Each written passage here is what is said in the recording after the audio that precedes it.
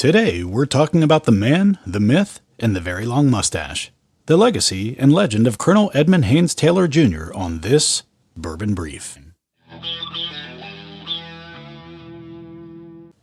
If you've ever lucked into a bottle of Old Taylor or E.H. Taylor, Jr., you're drinking the legacy of the man many call the father of the modern bourbon industry.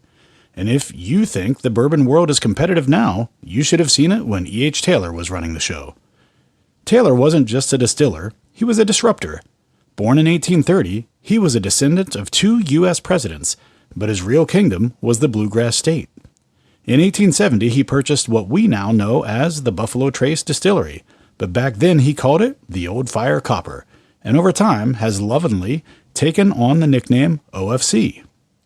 But here's where he changed your life. The Bottled and Bond Act of 1897. In Taylor's day, bourbon was the wild, wild west. People were rectifying whiskey with tobacco spit, iodine, and acid to make it look aged. However, Taylor was a purist. He fought tooth and nail for federal legislation to guarantee that what was on the label was actually in the bottle. Because of him, Bottled and Bond became the gold standard for quality and transparency. He was also a master of distillery tourism before that was even a phrase. He built the greatest of all distilleries with castle-like walls and sunken gardens, believing that if people saw a beautiful place, they'd trust the spirit made inside of it. He lost his fortune, made it back, and shaped the soul of American whiskey along the way.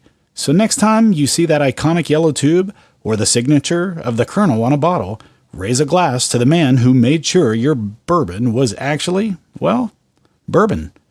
But until then, sit back, grab a pour, kick up your feet, and enjoy some bourbon.